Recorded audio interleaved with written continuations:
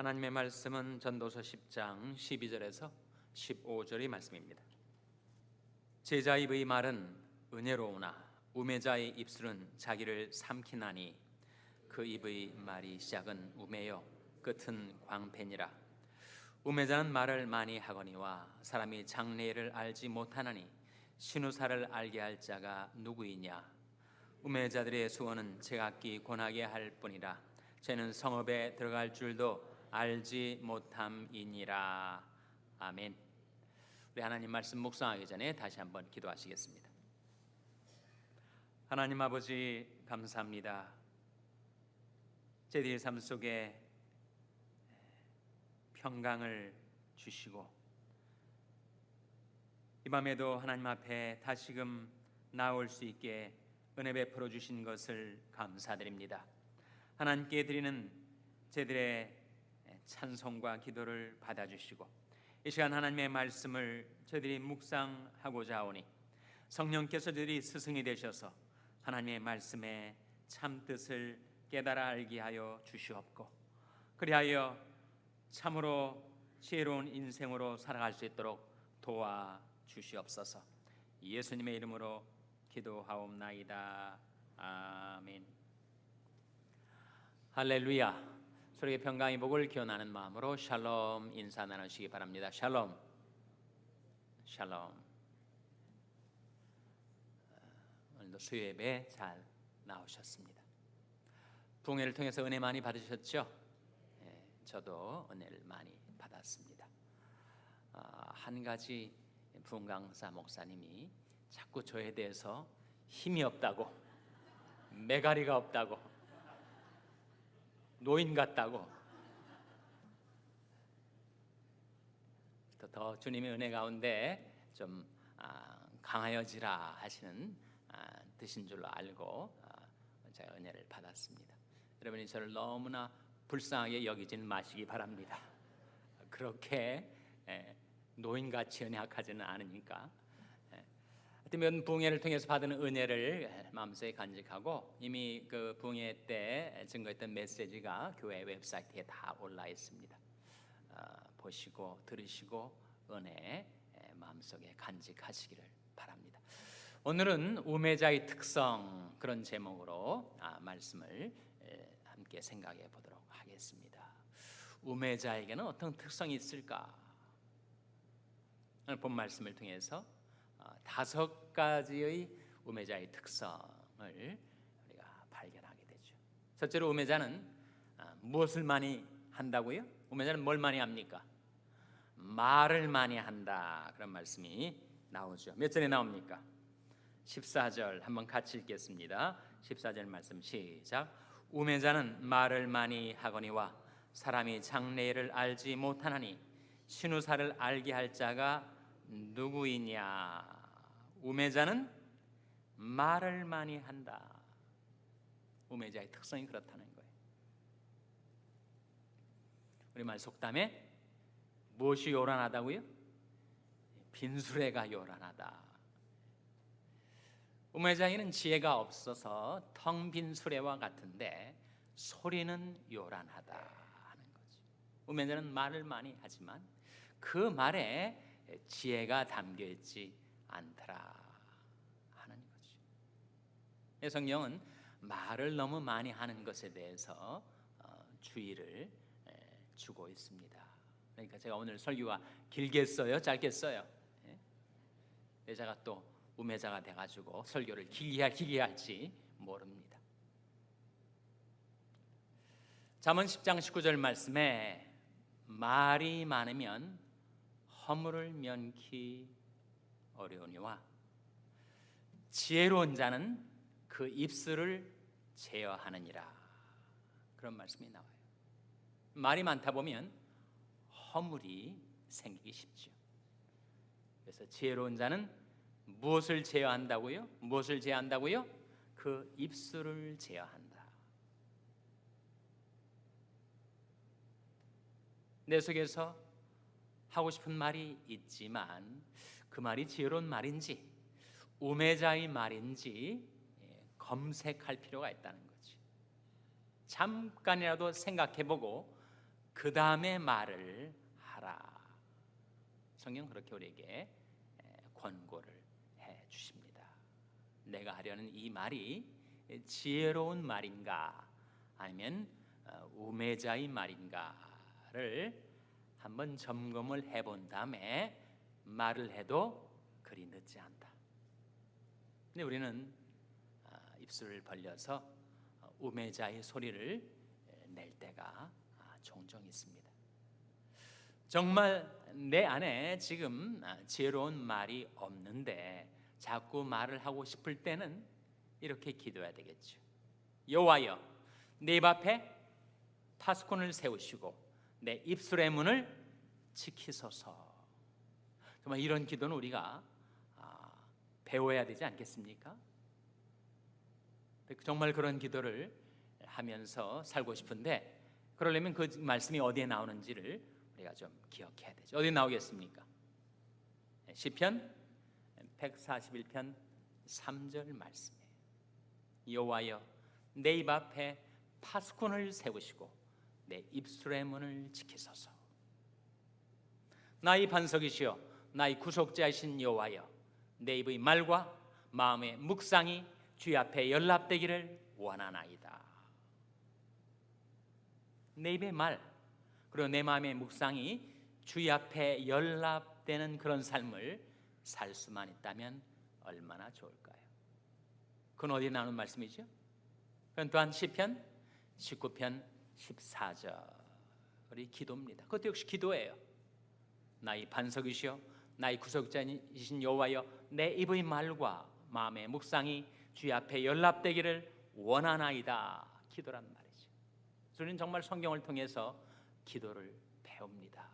사람들이 듣기에 좋은 그럴듯한 기도를 배우는 것이 아니라 나의 삶에 절실하게 필요한 기도를 배우게 되죠. 그래서 우매자의 첫 번째 특성, 말을 많이 해요. 성경은 우리에게 그 지혜로 권고하시기를 사람마다 무엇하기는 속히하고 무엇하기는 더디하라고 했습니까? 듣기는 속히하고 말하기는 더디하라. 듣기는 속히하고 말하기는 더디하라.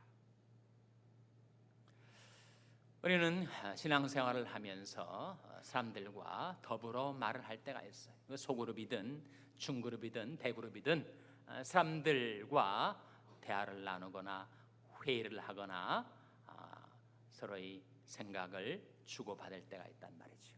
그때 누가 더 많은 말을 할 수 있는가? 그것이 우리 경쟁의 목표가 아니죠. 얼마나 다변을 내가 쏟아낼 수 있는가? 그것이 목적이 아니지 않습니까? 그런데 미련한 자는 명철을 기뻐하지 아니하고 자기 의사를 드러내기만 기뻐한다. 잠언 18장 2절 말씀 한번 찾아보시기 바랍니다.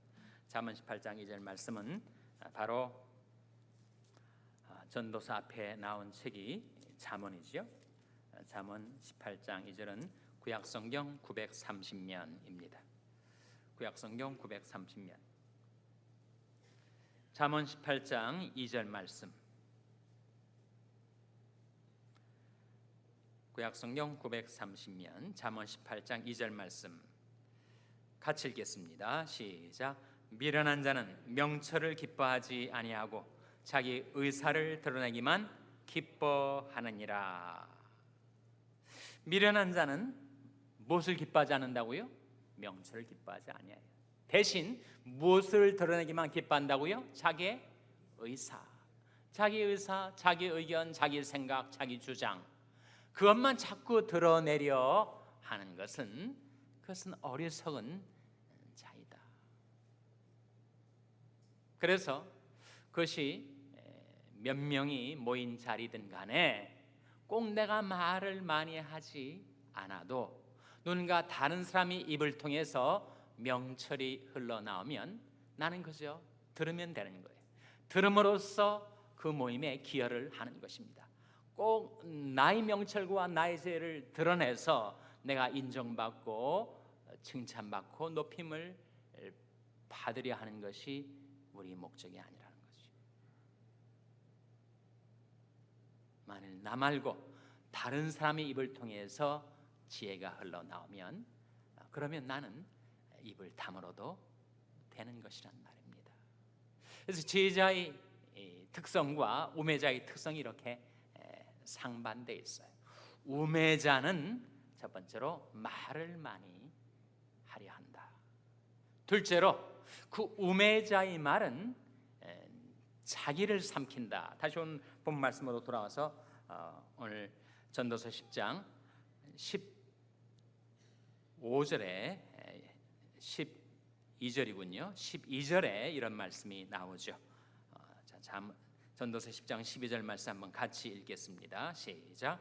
지혜자의 입의 말은 은혜로우나 우매자의 입술은 자기를 삼키나니. 우매자의 입술은 자기를 어떻게 한다고요? 삼킨다. 그 우매자의 입에서 나오는 그 우매한 말, 어리석은 말 때문에 다른 사람들이 다 해를 받고 상처를 입을 뿐만 아니라 그 말을 한 당사자 역시 자기가 한 말로 해를 당한다. 삼킴을 받는다. 그래서 우매자의 입의 말은 선하질 않습니다. 악하단 말이죠.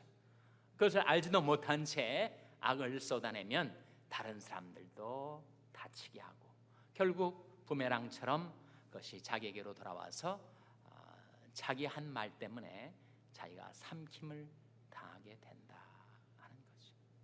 그래서 에베소 4장 29절 말씀에 무릇 더러운 말은 너 입 밖에도 내지 말고 오직 덕을 세우는데 소용되는 대로 은혜로운 말을 하라.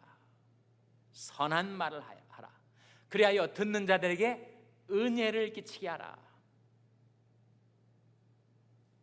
남을 허는 말이 아니라 남을 세우는 말, 남을 죽이는 말이 아니라 남을 살리는 말. 더러운 말은, 악한 말은 너 입 밖에도 내지 말고 오직 덕을 세우는 데 소용되는 대로 선한 말을 하여 듣는 자들에게 은혜를 끼치게 하라. 세 가지 지혜로운 자의 말이 특성이 나오잖아요. 덕을 세우는 것, 선한 것, 그리고 은혜를 끼치는 말을 한다는 것. 우매자는 정반대라는 것입니다.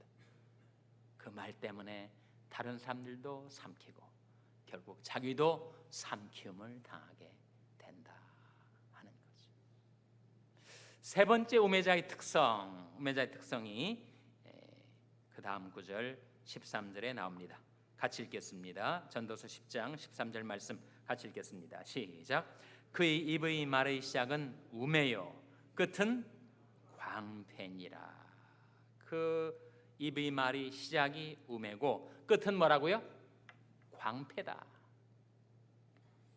처음부터 우매한 소리를 내기 시작하더니 그 다음에는 미쳐버린다는 거예요. 광패로 그 말이 점점 더 악화가 된다 하는 거예요. 그 말이 악한 효과가 점점 더 확대되고 확산되게 된다 하는 것입니다. 이 세 가지가 우매자의 특성 중에 말에 대한 것, 언어에 대한 것이라면 다음 두 가지는 우매자의 행동에 관계된 두 가지입니다. 오늘 본 말씀 15절에 나와 있습니다. 15절 말씀 같이 읽겠습니다. 시작. 우매자들의 수고는 제각기 고나게 할 뿐이라 저희는 성읍에 들어갈 줄도 알지 못함이니라. 우매자들의 무엇은 이라고 나옵니까? 수고는 나름대로 수고를 하는 거예요. 나름대로 노력을 하는 겁니다. 그런데 그 수고가 사람들을 피곤하게 만드는 거예요. 전혀 생산적이지 못하고 전혀 효과적이지도 못하고 다른 사람들에게 유익되지도 못한 채 사람들을 피곤케 하고 자기도 고나게 만들어요.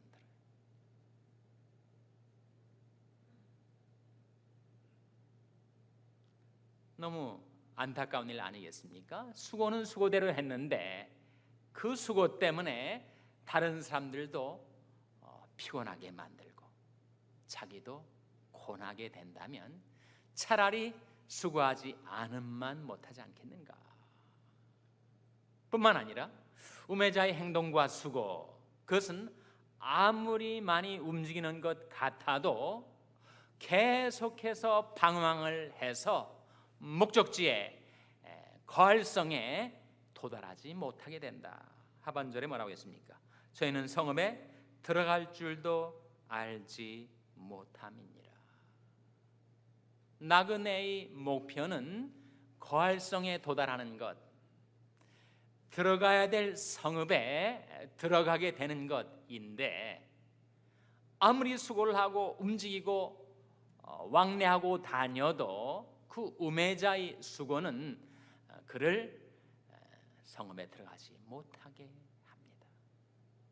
오히려 사람들로 하여금 혼돈과 혼미 속에서 방황하고 헤매게 만드는 것이 우매자의 특성이라 하는 것입니다. 지혜자는 누구인가? 진정한 지혜자는 사람들로 하여금 거할성에 이르게 하는 자이다. 인생의 항해에 비유를 한다면 소원의 항구로 사람들을 들어가게 만드는 것이다. 자, 두 말씀을 찾아볼 텐데 시편 107편 7절과 30절 한번 보시기 바랍니다. 시편 107편 7절과 30절. 먼저 7절을 같이 읽겠습니다. 구약성경 882면 시편 107편 7절 말씀 같이 읽겠습니다.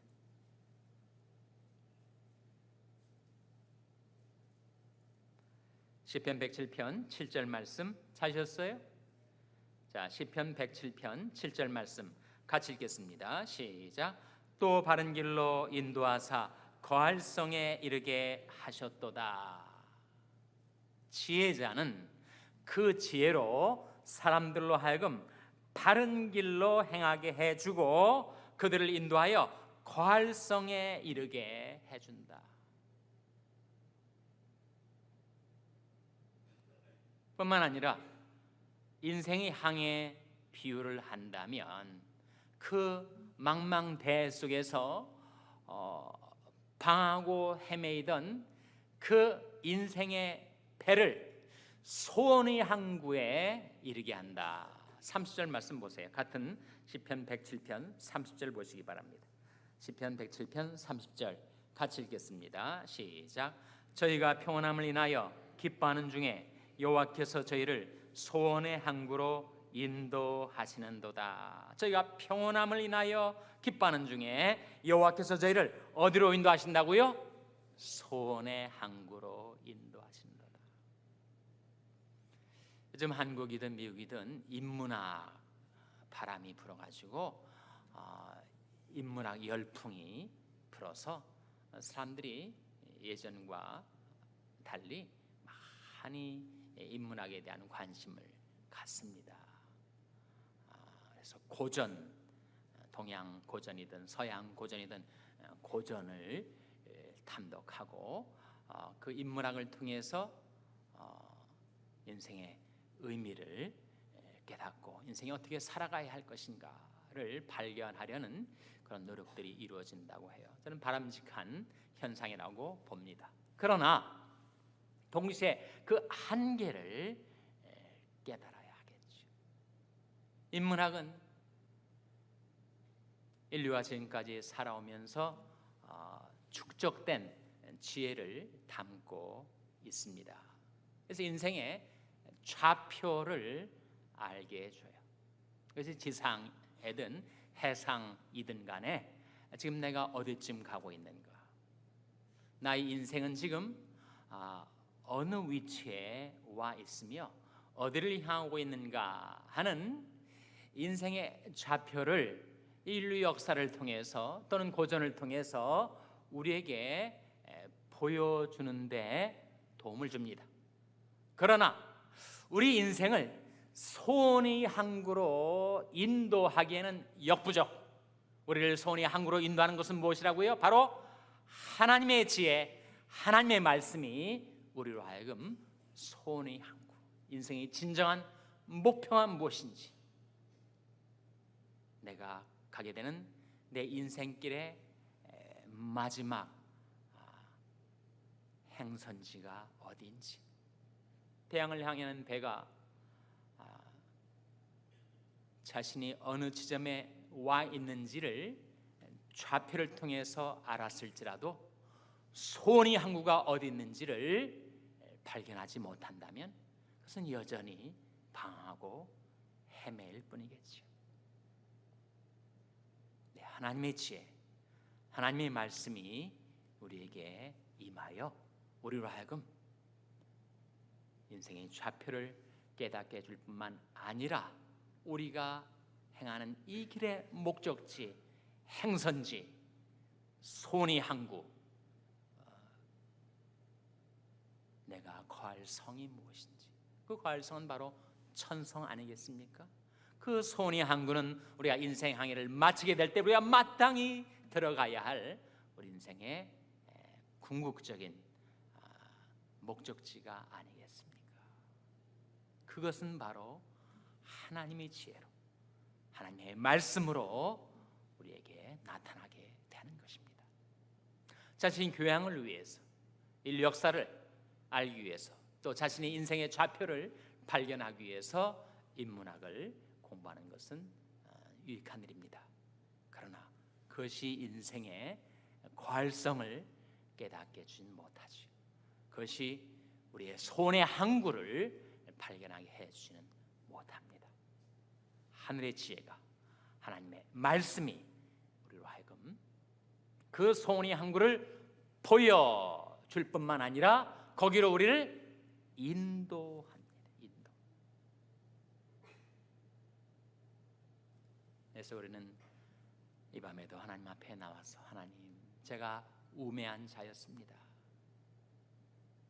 그러나 이제는 하나님께서 주시는 지혜를 얻어서, 너 중에 누구든지 지혜가 부족하거든 모든 사람에게 후히 주시고 꾸짖지 아니하시는 하나님께 구하라, 그리하면 주시리라.